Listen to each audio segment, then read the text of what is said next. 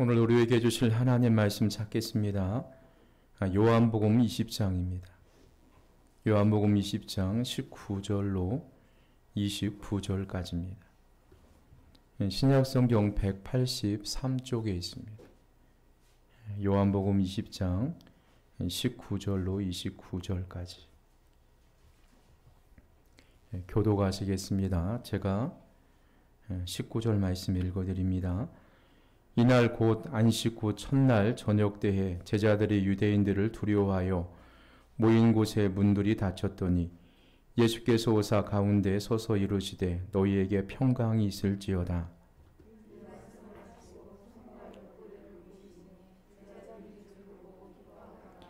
예수께서 또 이르시되 너희에게 평강이 있을지어다. 아버지께서 나를 보내신 것 같이 나도 너희를 보내노라.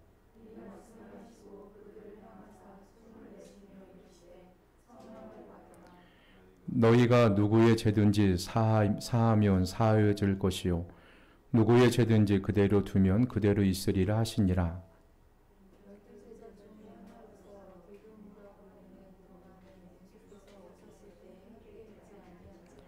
다른 제자들이 그에게 이르되 우리가 주를 보았노라 하니 도마가 이르되 내가 그의 손에 못 자국을 보며 내 손가락으로 그 못 자국에 넣으며 내 손을 그 옆구리에 넣어 보지 않고는 믿지 아니하겠노라 하니라.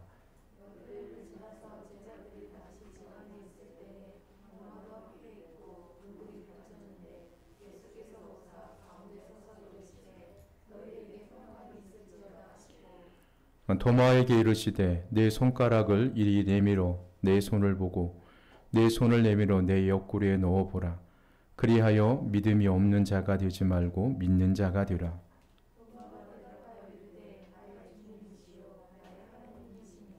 우리 19절 한 목소리로 함께 읽겠습니다. 예수께서 이르시되 너는 나를 본고로 믿느냐 보지 못하고 믿는 자들이 복되다 하시니라. 아멘. 오늘은 부활주일입니다.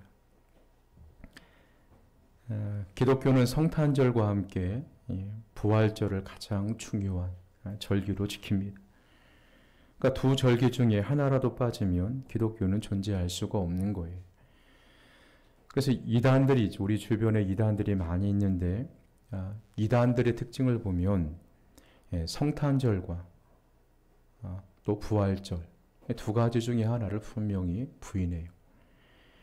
예수님의 동정녀 탄생과 또 십자가에 죽으시고 죄와 사망의 권세를 이기시고 다시 살아나신 부활절이 기독교가 지켜야 할 가장 중요한 절기입니다.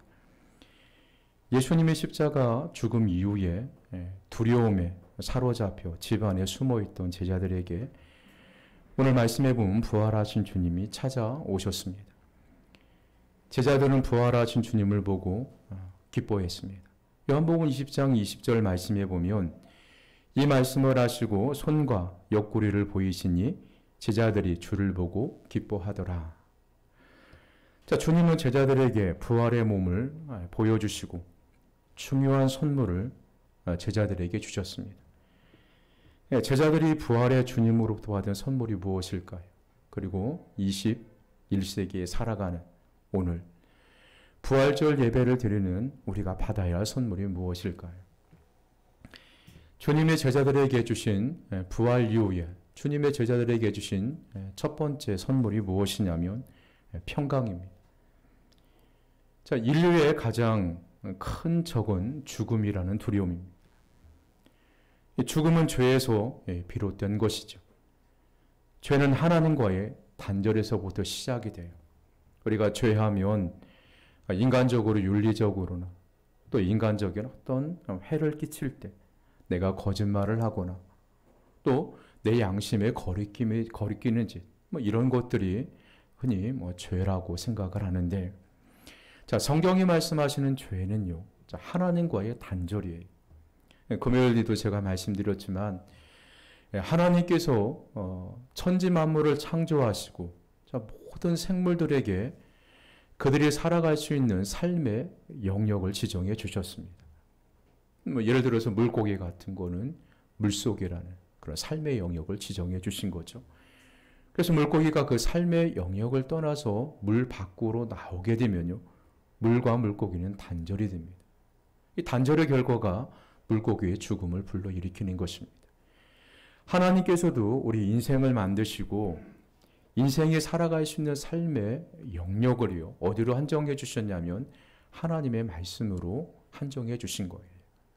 그러니까 하나님을 떠나서는 사람이 살아갈 수가 없는 것입니다. 하나님을 떠나서는 사람이 단절될 수밖에 없는 거예요. 그때부터 사람은 죄인이 되었습니다. 그리고 하나님과의 단절된 삶을 살아가는 인생들은 크고 작은 죄를 지으면서 살아갈 수밖에 없는 것입니다. 그래서요, 죄를 범하고 살아가는 사람들에게는 인간은, 죽음은 피할 수 없는 관문입니다. 성경에도 보면 사람이 한번 태어나면 죽음은 정해진 것이라. 자, 이 죽음이라는 관문을 피해갈 수 있는 사람은 아무도 없습니다. 그래서 사람은 누구나 죽음을 두려워합니다. 왜 그러냐면 죽음 이후에 무엇이 있는지를 잘 모르기 때문에 사람들은 죽음을 두려워할 수밖에 없습니다. 그리고 그 누구도 죽음을 피해갈 수가 없습니다. 이 세상 누구도 죽음의 권세 앞에 사람들을 안심시킬 수가 없습니다. 가장 난감한 것이요, 장례식장에 가서 사랑하는 부모님을 먼저 보내고, 혹은 사랑하는 남편이나 아내를 먼저 보내고 자녀들을 먼저 보낼 때 장례식장에 가서 어떻게 위로의 말을 찾을 수가 없어요. 무슨 말로 그분들의 슬픔을 달래줄 수 있을까? 무슨 말로 그분들을 위로할까? 말이, 어떤 단어가 생각이 나질 않습니다. 죽음이라는 것은 이만큼 사람들에게 두려운 것입니다. 슬픈 것입니다. 그리고 모든 사람들은 다 죽음의 두려움을 갖고 살아갈 수밖에 없습니다. 그리고 이 세상의 모든 사람, 아무리 큰 부자라 할지라도, 아무리 큰 권세를 갖고 있는 사람이라 할지라도요, 죽음 앞에 동일하게 무기력하게 수밖에 없습니다. 하지만 예수님은 죽음을 물리치고 부활하셨습니다. 그래서 부활하신 주님은 죽음 앞에서 두려워하는 사람들을 위로할 수가 있습니다. 죽음의 권세 아래 놓여 있는 사람들을 안심시킬 수 있는 능력이 예수님에게는 있는 거예요. 그래서 주님은 부활하신 이후에 유대인들을 두려워하는 제자들을 찾아가 처음으로 하신 말씀이 오늘 21절 말씀에 보니까 너희에게 평강이 있을지어다. 자, 부활하신 주님이 처음 만난 여인들에게 하신 말씀이 너희에게 평강이 있을지어다. 그리고 부활하신 이후에 제자들이 모인 곳에 처음 나타나셔서 두려움에 떨고 있는 제자들을 향하여서 너희에게 평강이 있을지어다 하면서 평강을 선물로 주셨습니다. 우리는 더 이상 죽음을 두려워할 필요가 없어진 것입니다. 주님이 부활하신 것처럼 우리도 부활할 수 있기 때문입니다. 그래서 예수님은 죽음이라는 공포에 두려움에 떨고 있는 제자들에게 자, 너희에게 평강이 있을지어다. 평강을 선물로 주시고요. 그리고 모든 두려움으로부터 해방되는 그런 평안을 주셨습니다. 안식 후 첫날 저녁 때에 도마를 제외한 제자들이 유대인들을 두려워하여 모인 곳에 문이 굳게 닫혀 있었습니다. 그날 부활하신 주님은 제자들에게 찾아오셔서 가운데 서서 평안할지어다. 너희에게 평안이 있을지어다. 이렇게 말씀하시죠. 우리가 살아가면서요, 겪는 두려움이 죽음뿐만이겠습니까? 자, 인생을 살아가면 두려움과 걱정들이 있습니다. 어떤 분들은 건강 때문에 두려움 가운데 살아가죠. 혹시 내가 몹쓸 병에 걸리면 어떻게 하나? 내가 지금 아무런 보험도 가입되어 있지 않고 우리 가정이 내가 병원에 입원하면 생각이 막막하고 병원비는 어떻게 하나? 자, 이런 건강에 대한 두려움으로 두려움에 사로잡혀 살아가죠. 그리고 또요, 가난입니다. 내가 가난해지면 어떻게 하나? 그럼 내 자식들을 어떻게 교육시키고 어떻게 시집장가 보내나? 자, 이런 두려움. 그리고 또 실패에 대한 두려움에 사로잡혀 살아갑니다. 내가 무슨 일을 시작했는데 혹시 안 되면 어떻게 하나? 실패하면 어떻게 하나?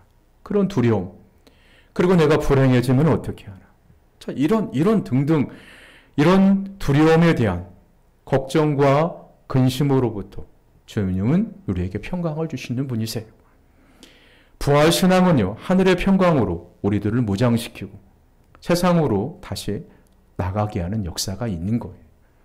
그래서 초대교회에 보시면요, 죽음에 대한 두려움을 이기고 또 가난에 대한 또 불행에 대한 그런 모든 두려움을 이기고 부활신앙을 갖고 세상에 나가 예수 그리스도의 증인된 삶을 살아가시는 분들이 굉장히 많이 있습니다. 지금 이 시대에도요, 우리 주변에 굉장히 많이 있어요. 부활하신 주님이 제자들에게 주신 첫 번째 선물, 은혜가 무엇이냐면 바로 평강의 은혜입니다. 예수님이 2000년 전에 제자들에게만 주신 것이 아니라 오늘 우리에게도 이런 평강의 은혜를 주시는 것입니다. 2021년 부활절을 맞이하면서 또 부활절을 지키는 저와 여러분 모두에게 여러분 혹시 어떤 두려움에 사로잡혀 있습니까? 그럼 부활하신 주님을 만나시기를 바랍니다. 여러분이 부활하신 주님을 믿는 믿음을 갖게 되면요, 모든 두려움으로부터 사로잡혀서 해방이 되고 우리에게 평강이 차고 넘치는 그런 삶을 살아갈 수가 있는 것입니다. 이런 은혜가 여러분 모두에게 임하기를 주님의 이름으로 간절하게 축원드립니다. 두 번째로 우리에게 주신 믿음은요, 선물은 바로 믿음입니다. 성경에 보시면 믿음은 우리에게서 난 것이 아닙니다. 하나님의 선물입니다. 에베소서 2장 8절 말씀해 보니까요, 너희는 그 은혜를 인하여 믿음으로 말미암아 구원을 받았으니 이것은 너희에게서 난 것이 아니요 하나님의 선물이라. 자, 우리가요, 내가 예수님 한번 믿어봐야지, 내가 뭐 믿음을 가져봐야지, 내 의지와 내 생각대로 내가 예수님 믿게 되는 것은 아닙니다. 물론 그럴 수는 있습니다. 사람들의 강요에 의해서 교회에 나올 수도 있고 믿는 채 할 수가 있습니다. 자, 그렇지만요, 정말로 눈에 보이지 않는 하나님을 믿는 믿음, 그리고 죽으셨다가 3일 만에 부활하신 그 예수님, 우리가 죽으면 천국 간다, 이런 믿음은요, 우리의 의지로 노력으로 주어지는 것이 아니에요. 하나님이 우리에게 주신 선물입니다. 하나님 우리에게 믿음을 선물로 주실 때 우리가 예수님을 믿게 되는 것입니다. 부활의 신앙을 갖게 되는 것입니다. 자, 우리는요, 하나님이 주시는 믿음을 통해 구원을 받아 죄를 용서받고 의롭게 되어 하나님의 자녀가 되었습니다. 하나님은 우리에게 믿음을 주시고 그 믿음을 통해서 하나님의 뜻을 이루어 가십니다. 그래서 하나님은 어떤 사람을 통해서 하나님의 뜻을 이루어 가시는가? 유명한 사람,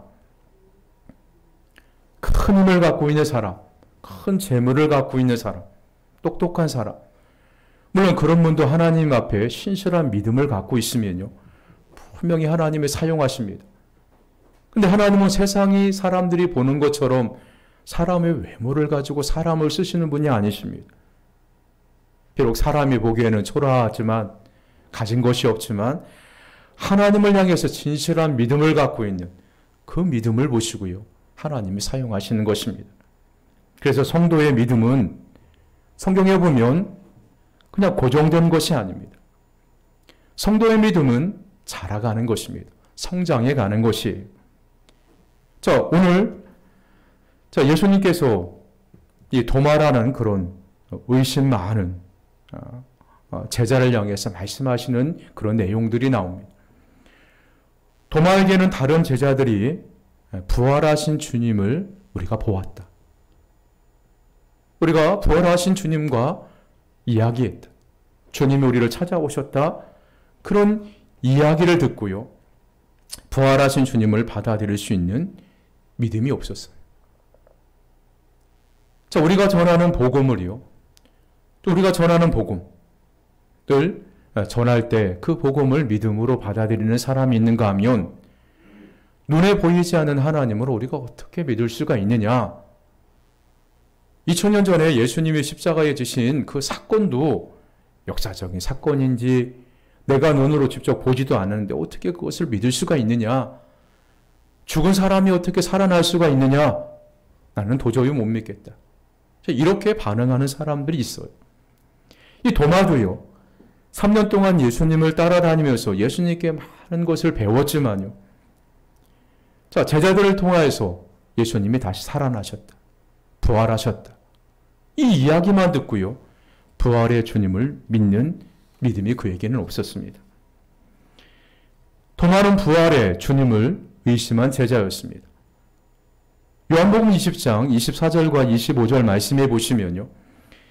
12 제자 중에 하나로서 디두모라 불리우는 도마는 예수께서 오셨을 때에 함께 있지 아니한지라.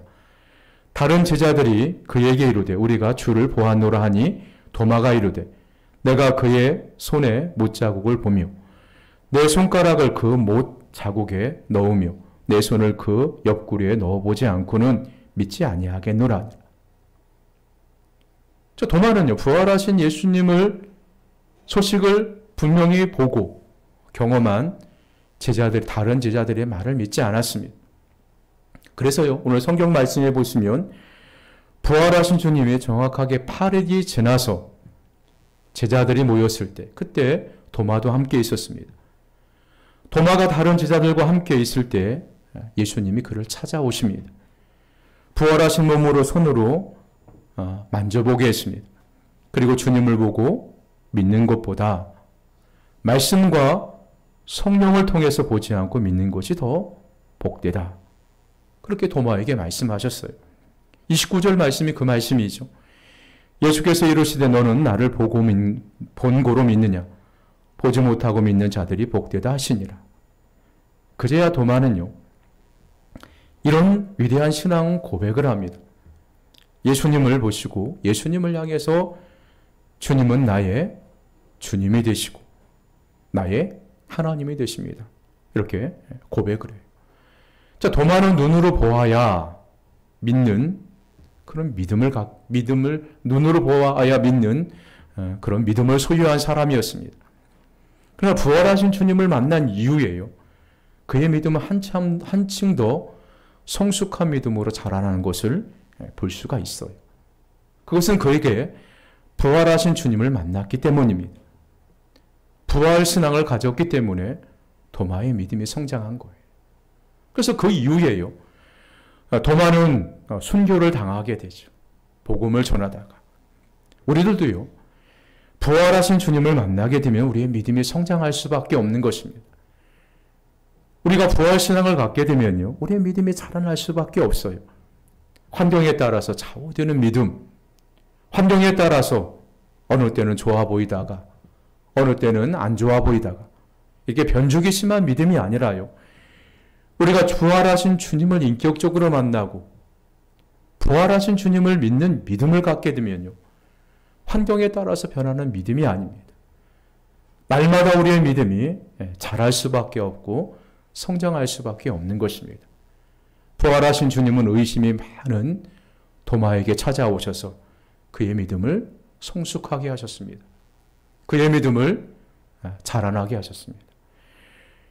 오늘 이 부활절 예배를 드리는 저와 여러분에게 주님이 찾아오셔서 우리의 믿음을 성숙하게 하시고 우리의 믿음을 자라나게 하시는 그런 놀라운 역사들이 일어나시기를 또 주님의 이름으로 간절하게 축원드립니다.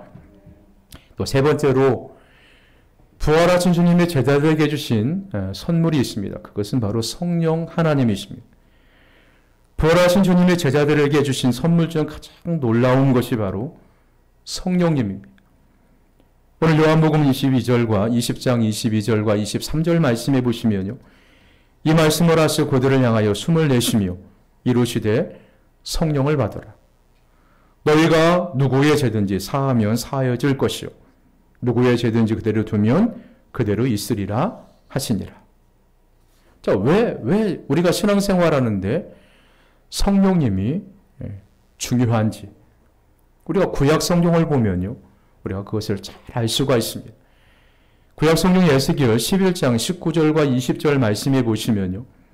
주의 영이 오셔서 우리를 변화시킬 때 자, 하나님의 보내신 성령 하나님 우리에게 임할 때 우리의 돌 같은 마음이 제거되고 살처럼 부드러운 마음을 변화되어서 그 결과로 하나님의 말씀에 순종하면서 신앙이 성장할 수 있다는 그런 내용이에요.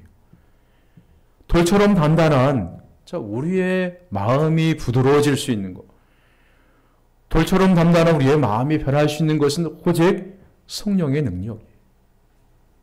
성령이 우리에게 임하지 아니하고는요, 우리의 마음이 변화받을 수가 없는 것입니다. 그래서 예수님은, 부활하신 예수님은 제자들에게 성령을 받으라.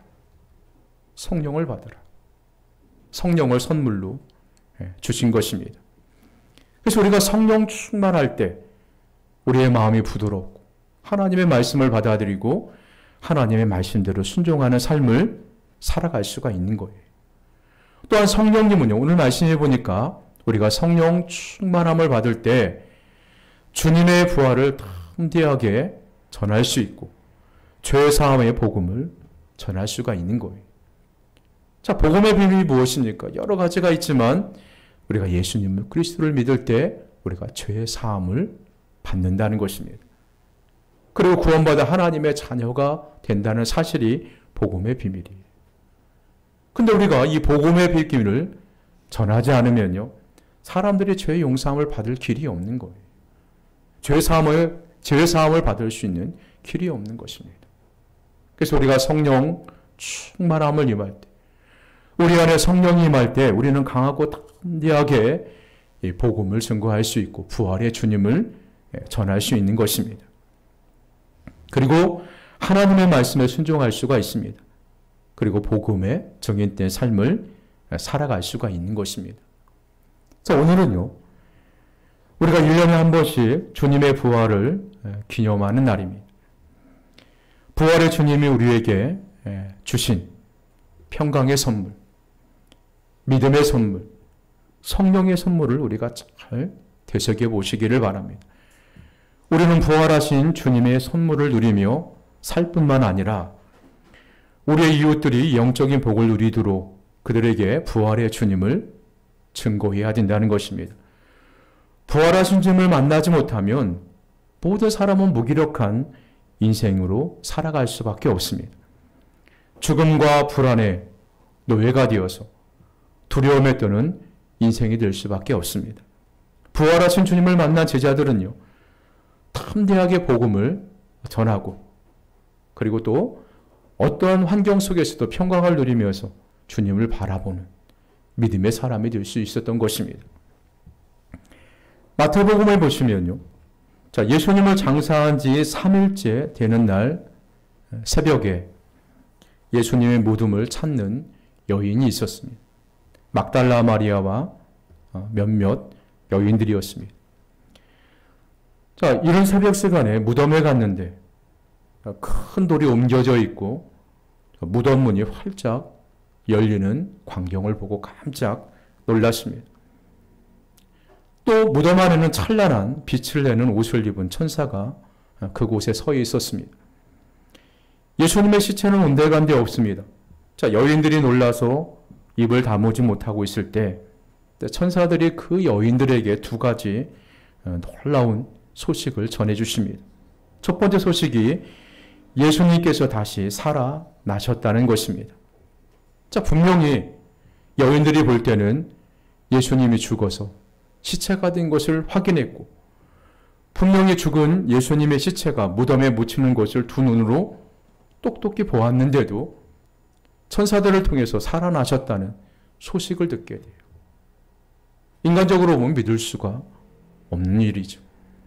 분명히 십자가 위에서 예수님이 그의 몸 안에 남아있던 피가 다 쏟아졌고 물까지 다 쏟아졌는데 그런 상태에서 살아난다는 것은 믿기 어려운 일이 아닐 수가 없습니다.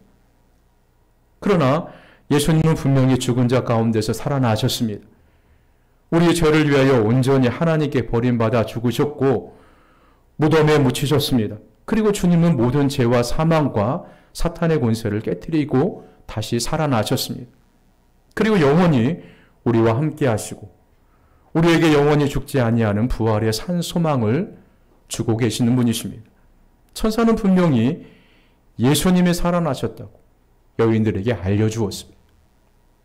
그리고 천사가 그 여인들에게 전하여 준 두 번째 소식인 그가 너희보다 먼저 갈릴리로 가셨다는 것입니다. 이 여인들은요, 어디서 왔냐면 갈릴리에서 왔습니다.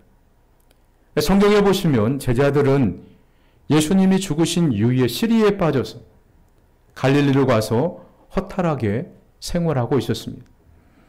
그리고 갈릴리는 예수님으로부터 위로의 말씀을 듣고 모든 질병과 귀신으로부터 고침을 받는 사람들이 갈릴리에서 예수님이 십자가의 죽음의 소식을 듣고 시리에 빠져 일순을 놓고 있는 곳이었습니다. 주님은 갈릴리에서 귀신을 내어 쫓으시고 온갖 질병을 고치시고 천국 복음을 통해서 모든 사람들에게 희망과 용기를 주신 것입니다. 그런데 이 부활하신 주 예수님께서 그 갈릴리로 가신다니 거기서 만날 수 있다는 소식을 누구로부터 듣냐면 천사로부터 여인이 들었습니다. 자, 우리가 사는 시대에는요, 여전히 불안하고 불안전하고 어떻게 살까 걱정이 한두 가지가 아니죠. 근데 예수님의 부활은 더 이상 살아날 가능성이 전혀 없는 최악의 상태에서 일어난 사건이었습니다. 죽음이야말로 인생의 가장 큰 슬픔이죠. 이런 큰 슬픔 가운데 최악의 상태에서 예수님이 다시 살아나신 것입니다. 자, 우리에게 이보다 더 나쁜 상황은 아마 없을 것입니다. 부활의 신앙을 갖게 되면요, 우리가 기적을 경험하게 됩니다. 모든 어려움 가운데서도요, 결국 실망하지 않고 살아갈 수가 있습니다. 혹시 우리가 지금 당하는 근심, 혹시 우리가 삶 가운데 갖고 있는 여러 가지 두려움, 혹은 어려움은요, 그 십자가 후에 부활의 기쁨을 주어졌듯이 부활하신 예수 그리스도를 믿는 믿음에만 우리가 굳건하게 서 있으면요, 자, 십자가라는 큰 두려움, 어두움 가운데 있는다 할지라도요, 우리가 부활의 주님을 믿게만 되면 실망하지 않고 주님이 살아계시고 주님 우리와 함께 하시고 우리의 삶과 우리의 마음이 다시 한번 회복되는 그런 놀라운 그런 기적을 경험할 수가 있는 것입니다. 주님이 주시는 좋은 날을 반드시 보게 될 줄 믿습니다. 부활하신 예수 그리스도를 굳게 믿고 예수님을 따라가는 그런 삶을 살 때요, 우리가 그런 신앙을 갖고 살아갈 때 우리가 세상에서 당하는 여러 가지 어려움, 두려움, 어두움, 이것을 충분히 이길 수 있는 것입니다. 그래서 부활하신 주님이, 우리가 예수님이 부활하셨대 이렇게 알고 또 생각하고 그냥 부활주의를 지키는 것도 중요하지만요, 우리가 부활신앙을 갖는 거예요. 예수님의 부활은요, 십자가라는 큰 절망과 슬픔 가운데 이루어진 사건입니다. 우리가 부활신앙을 갖는다는 것은요, 우리가 살아갈 때 여러 가지 절망적인 상황 가운데서도 하나님께서 나와 함께 하시고 나를 도와주신다. 하나님이 반드시 나를 살려주신다. 하나님이 나와 함께 하신다. 자, 이런 믿음을 가지고요, 주님을 바라보는 신앙이 바로 부활신앙입니다. 오늘 부활절을 맞이하는 저와 여러분, 부활하신 예수 그리스도를 여러분 굳게 믿으시기를 바랍니다. 그리고 예수님을 따라가시기를 바랍니다. 그리고 부활하신 주님을 바라보고 부활의 소망을 갖고 우리가 살아갈 때 부활하신 주님이 우리에게 기적을 베풀어 주실 줄 믿습니다. 이런 은혜가 여러분 모두에게 임하기를 예수님의 이름으로 간절하게 축원드립니다. 우리 기도하시겠습니다. 살아계신 하나님, 우리 아버지,